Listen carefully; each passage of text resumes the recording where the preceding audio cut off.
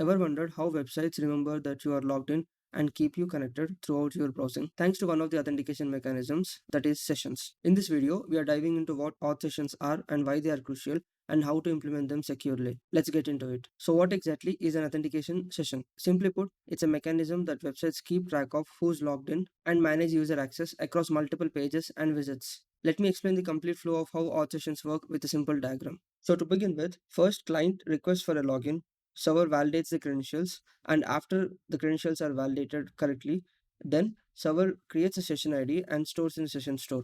This specific session store can be a database, a Redis, in-memory of any type of database. And more often, an in-memory database is used for quick reads. So after session ID is created and stored in session store, again, session ID is kind of a unique identifier as a key. The value can be a meta information like user ID, email address, and some other data. And server sends back the session ID as cookie in most of the use cases. It can be sent in a response and as a header in any other ways. More often, session ID will be attached as a cookie in a response for the login request. And from that point, for any request that client requests to the server, cookie will be sent automatically by the browser. And server validates the cookie, whether the cookie is valid or not from the session store, and returns back based on the response. It will return back the actual response to the client as well.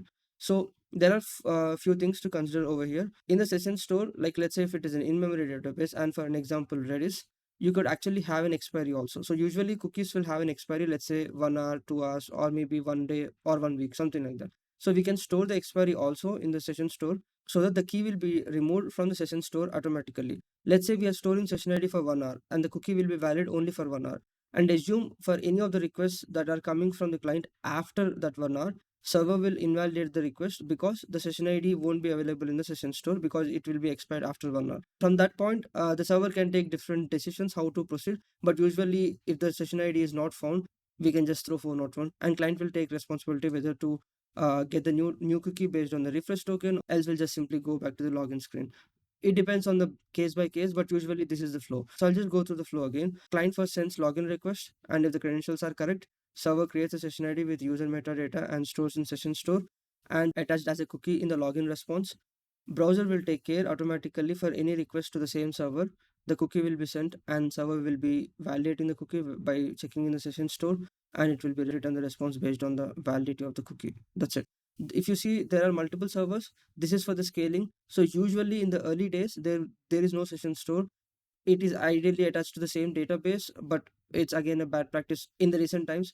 So considering the scalability factor, we'll isolate the session store as a separate entity, and no matter how many servers are there horizontally scaled, the servers will be connected to the same session store. So by load balancing or either of the mechanisms, if the client requests are being spanned across the different servers, they will fetch to the same session store, and based on the session ID validity, it will handle accordingly. So this representation is basically to share the thought that the service can be horizontally scaled and can also be shared the same session store to validate the session ID. If you observed in the beginning, I mentioned auth sessions is one of the mechanisms.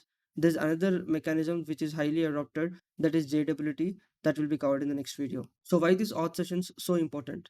Imagine having to log in every time when you visit a new page in the website or reopen the website. Not only would it be hassle and also degrade the user experience. Authentication sessions solves this by keeping you logged in and maintaining your access level until you explicitly log out or session expires. Now let's talk about security. Authentication sessions are a common target for attacks, so it's essential to handle them properly. So these are the top common best practices we can follow. Ensure secure cookies, meaning cookies are transmitted only over HTTPS, and set the secure and HTTP only flags to prevent access via JavaScript. Second one, regenerate session IDs. After new logins, regenerate session IDs to prevent session fixation attacks. Next, implement session expiry. Set an expiration time for sessions to limit the window of opportunity for attackers. And the last one, invalidate sessions on logout. This is very important. For every logout request, please make sure that the sessions are completely destroyed from the session store to prevent unauthorized access. To summarize, auth sessions are crucial for maintaining seamless and secure user experience across the website. They allow users to stay logged in and access the protected resources without any hassle. Implementing them correctly and keeping security best practices in mind will help you create more robust and user-friendly applications. Thanks for watching. If you found this video helpful, make sure you hit that like button and subscribe.